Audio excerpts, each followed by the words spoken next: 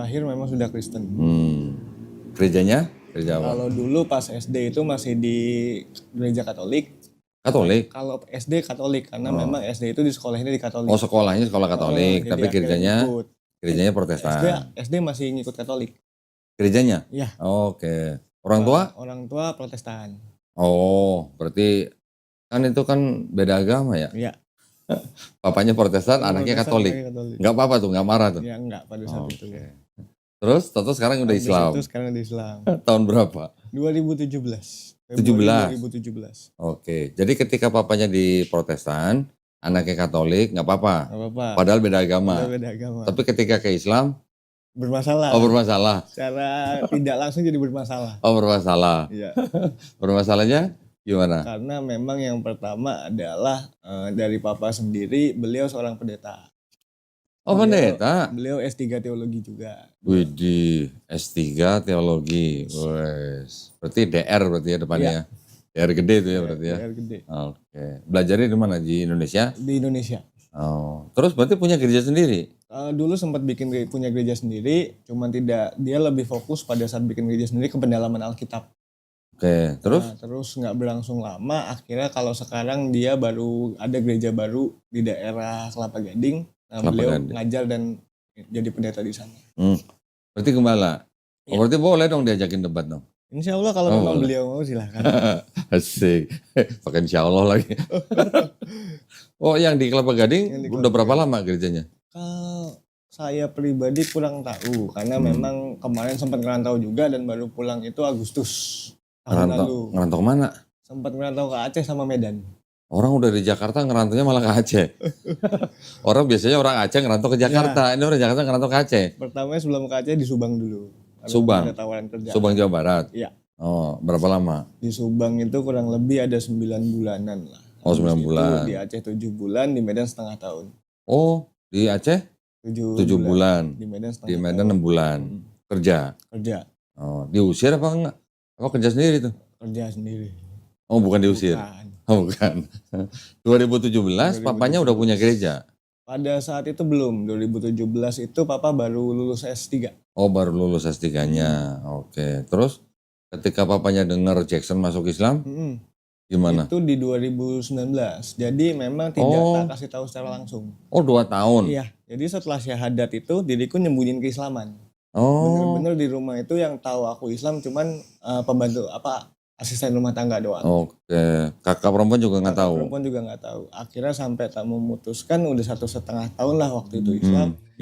Berpikir bahwa ini mau sampai kapan kayak gini terus, dalam artian kayak mendalami agama nggak bisa, kayak bacaan sholat yang nggak tahu, paling cuma tahu Fatihah doang udah selesai.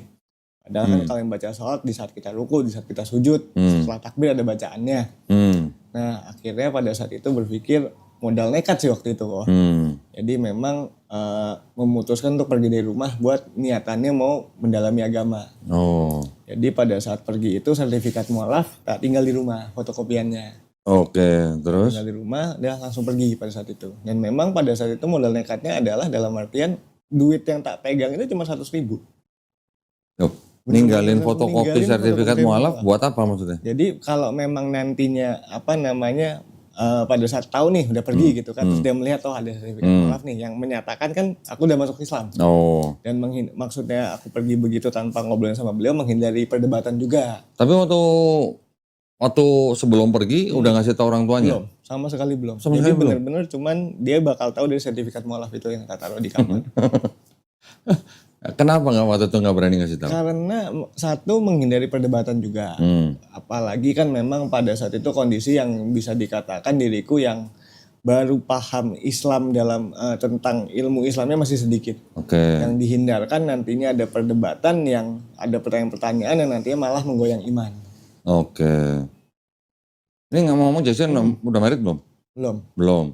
Berarti pas 2017 syahadat, 2019 keluar dari rumah, ninggalin surat sertifikat mualaf di rumah. Betul.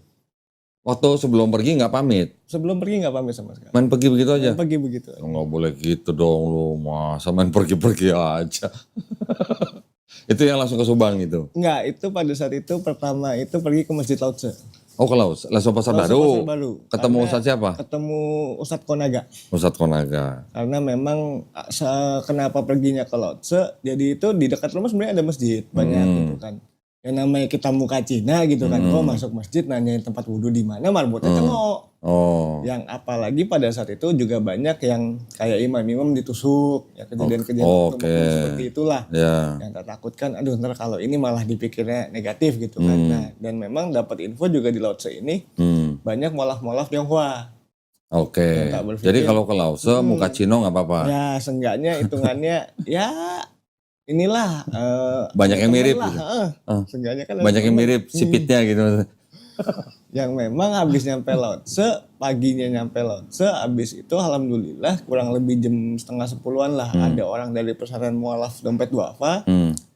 Ustadznya beserta santrinya lagi mampir ke Lotse. Terus? Habis itu di situ sama orang Lotse tanya, ini ada mualaf satu, bisa nggak kalau misalkan dia ikut untuk belajar di pesantren mualaf Dompet Duafa. Dari situlah baru bisa dikatakan dari 2019 itu belajarin agama Islam lebih dalam tentang fikihnya, kayak tata cara sholat itu bagaimana, bacaan-bacaan. Terus ikut sama Dompet Duafa? Ikut sama Dompet Duafa. Nginep di situ? Nginep di situ. Nyantren berarti? Nyantren. Ada berapa santrinya di situ? Pada saat angkatan aku itu 4 orang. 4 orang? Satu guru? Satu guru.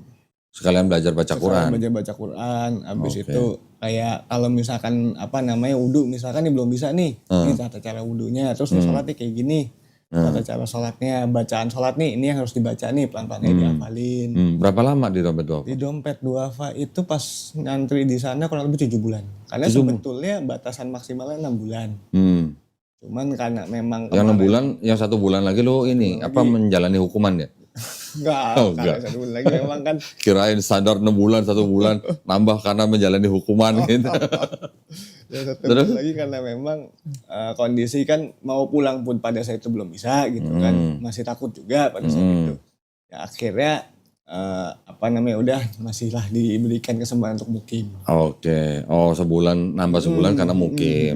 Terus akhirnya keluarnya kemana? Keluarnya itu pertamanya itu karena disamperin sama Om. Adiknya Papa. Ya. Om samperin. Ada dia tahu lu di situ dari mana? Beliau kayak nyari. Pas tahu itu beliau cuma bilang, lu suruh pulang ke bapak lu katanya. Habis itu saya tanya. Saya cuma punya satu pertanyaan sama beliau. Bapak saya udah menerima saya Islam apa belum? Kalau memang sudah menerima saya Islam, saya pulang. Sorry, sebelumnya lu pergi tanpa pamit. Emang lu udah yakin kalau lu bilang masuk Islam pasti dimarahin gitu? Ya kalau yakin tidaknya secara pada saat itu iya. Karena memang bapak keras. Lu kecil sering dikebukin? Udah makanan tiap hari. Apakah rotan atau pakai apa? Pakai rotan sudah. Pakai rotan, sama sama gua. Kalau itu sudah ya namanya. Sampai rotannya hancur. Kalau kita anak laki-laki gitu harus kan, ya. Udah harus dah. Harus makan rotan ya. Tapi lu udah pernah belum diikat di tiang televisi, tahu kan? Zaman dulu kan tiang televisi kan tinggi tuh. Iya. Dulu di rumah gua tuh ada tiang televisi dari pipa besi. Gue pernah diikat di situ, digebukin pakai rotan sampai rotannya hancur. Udah pernah belum? Kalau itu belum. Kalau disuruh yang namanya dikurung di kamar suruh belajar udah. Kurung kamar mah biasa. Jadi waktu lu pergi lu udah tahu bahwa lu udah pasti bokap pasti marah. Jadi lu pergi. Terus tapi akhirnya bokap nyuruh adiknya jemput lu di Dompet Duafa. Terus pulang. Akhirnya pulang tuh. Yang memang pas tanyain sama Om bilang udah lu pulang aja dulu dah masalah. Lu udah Islam ya urusan belakangan dah. Akhirnya ditemenin lah sama Om tuh pulang. Yang memang pada saat pulang itu pertama bokap cuma nanya, lu berarti sekarang udah Islam? Saya bilang iya, ya beliau gak komen apa-apa, cuma ngela napas doang. Ngela napas. Nggak ada. Narik napas panjang. Nggak ada komentar apapun. Cuman mungkin dalam hati dia mikir kali ini bapaknya doktor teologi, anaknya murtad. Anaknya pindah kafir gitu kan. Cuman mohon maaf nih, kita mundur dulu sebentar. Lu syahadatnya di mana? Syahadatnya di Masjid Syahid, di Masjid Nurul Syahid. Di daerah mana? Di daerah Sudirman. Sudirman. Masjidnya punya Hotel Syahid. Di Hotel Syahidnya. Iya, kan ada di Hotel Syahid ada masjid di situ. Di situ. Emang rumah lu kan jauh. Ngampus di STP Syahid Sudirman. Yang bawa ke situ? Yang bawa ke situ Satpam kampus. Waktu Satpam kampus itu bawa lu ke situ memang lu bilang lu mau masuk Islam? Pertamanya memang sempat juga beberapa kali sering lah nanya sama beliau tentang agama Islam, tentang ajaran-ajaran agama Islam. Dan beliau juga beberapa kali suka nanyain, kapan mau syahadat? Kalau memang sudah siap mau syahadat, ayo dianterin nih. Oke. Nah waktu lu syahadat udah sunat belum tuh? Pada saat itu belum. Terus sunatnya berapa lama? Sunatnya itu kurang lebih 3 hari. Jadi, setelah syahadat. Jadi memang pertamanya kan tanya sama ustadznya. Udah sunat belum? Belum Ustaz. Terus kapan mau sunat ya? Kalau masalah sunat ya insya Allah nunggu ada rezekinya. Karena kan kalau tiba-tiba sunat takutnya orang rumah curiga gitu kan. Akhirnya qadarullah dapat informasi kalau misalkan ada sunatan massal di Hotel Sahid. Oke. Disitulah akhirnya didaftarkan untuk ikut sunat massal. Waktu sunat massal itu berarti lu paling gede? Yes. Paling tua? Paling tua. Dan paling tidak menyenangkan itu. Tidak menyenangkan. Berarti dilihat banyak anak-anak kecil dong lo? Alhamdulillah paling terakhir. Paling terakhir? Kalau kan diceng-cengin tuh. Diri sendirian gitu kan. Anak-anak bocah, ngapain? Gitu. Berarti anak-anak udah pada pulang, lu baru kelar? Oke, mungkin kan dokternya tahu ya, lu bakal dicengin ya. Makanya lu paling akhir ya. 3 hari setelah syahadat tuh sunat. Terus lu itu masih pulang ke rumah? Itu masih pulang ke rumah. Itu gimana? Ya. Lu jalannya? 2 hari masih bertahan di rumah. Terus? Hari ketiga kabur ke tempat temen nginep. Karena memang sudah tidak sanggup. Terutama pagi-pagi. Terutama pagi-pagi. Itu ya bisa dikatakan alarm terbaik untuk bangun itu. Terutama pagi-pagi lu sengsara gitu ya. Bangun sudah itu. Melek mata sudah. Berapa hari ingin di rumah temen? Sampai 3 hari jatuh. 3 hari. Kurang lebih 5 hari, 6 hari udah kering, udah bisa aktivitas lagi. Sembuhnya udah setelah sembuh baru pulang lagi. Baru pulang lagi. Lu bilangnya ke rumah temen ngapain? Belajar gitu. Nginep aja. Karena memang kan deket tuh di daerah Pulau Mas, dan memang dari dulu pun sering nginep di rumah dia. Sering main ke rumah dia. Oke. Temen lu muslim? Temen muslim. Dia tahu lu masuk Islam? Juga. Tahu. Masuk Islam dia tahu? Dia tahu. Bahkan dia pun juga tahu pada saat aku sempat ngajarin Islam itu banyak juga nanya sama dia. Lu nggak belajar Islam, nggak belajar sholat sama dia? Pada saat kalau pas belajar sholatnya itu pas kuliah. Pas kuliah. Pas SMA itu, ini kan teman SMA nih. Pas SMA itu dia masih belum yang namanya kepikiran buat belajar sholat gitu-gitu masih belum. Jadi waktu lu bersyahadat itu lu lagi masih kuliah? Posisi masih bisa dikatakan udah di akhir semester akhir. Ya. Oke. Nah sebelumnya lagi, kenapa lu tertarik Islam? Awal mula tertariknya Islam itu awal triggernya itu karena kejadian bom Bali pertama kok. Bom Bali pertama? Ya. Oke. Itu posisi kalau nggak hilaf masih kelas 5 atau 6 SD lah. Yang memang banyak yang mengatakan Islam itu agama teroris. Islam itu agama nggak bener, ngajarin bahwa mereka bunuh diri, jihad, mereka masuk surga. Dapat 72 bidadari. Ya. Dan dapat doktrin kalau datang ke gereja ya dapat doktrin pun seperti itu gitu kan, dari pendetanya ataupun dari jamaah-jamaah itu yang membicarakan tentang itu.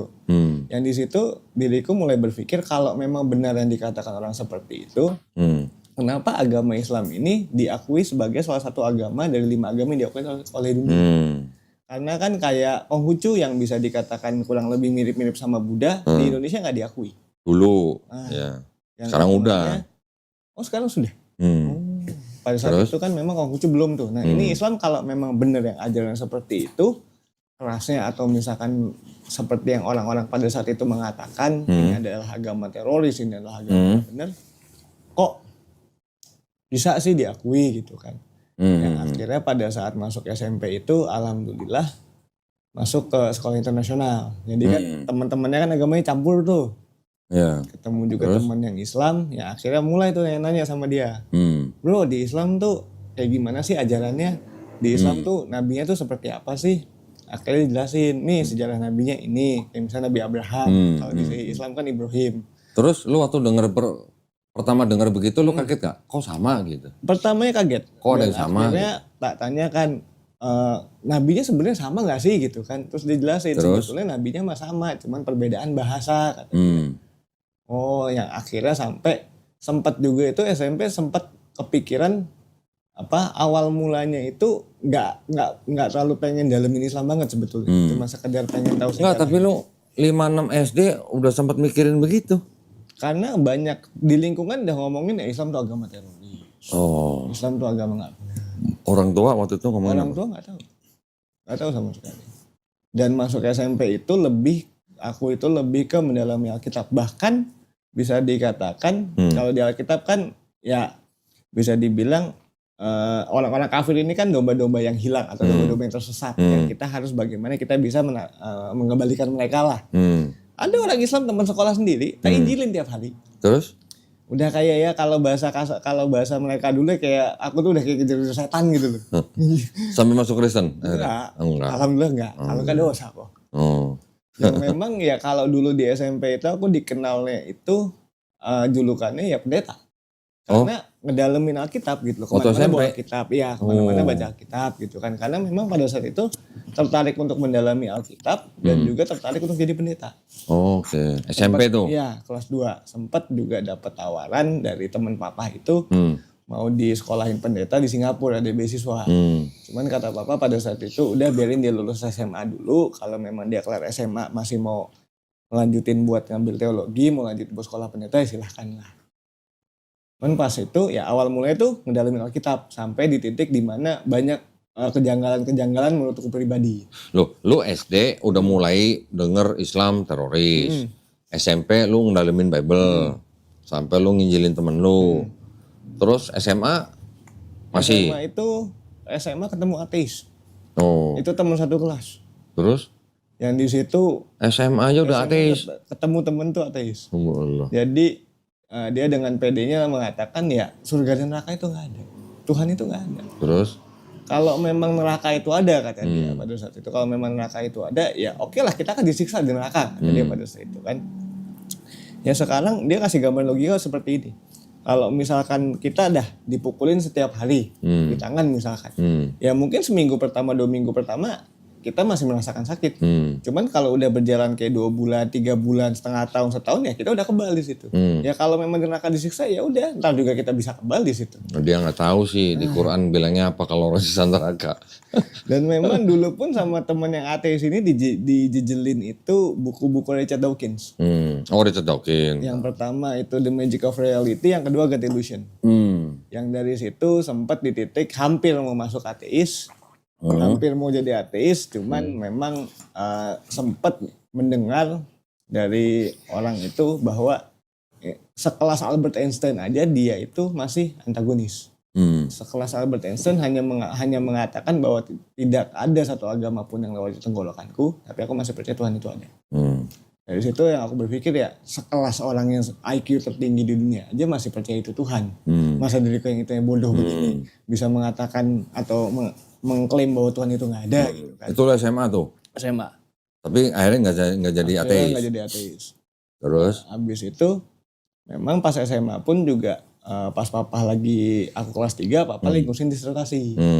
Dan buku-buku bahasa Inggrisnya beliau itu disuruh aku untuk translate dan ngerangkum. Nah dari situ mulai mendalami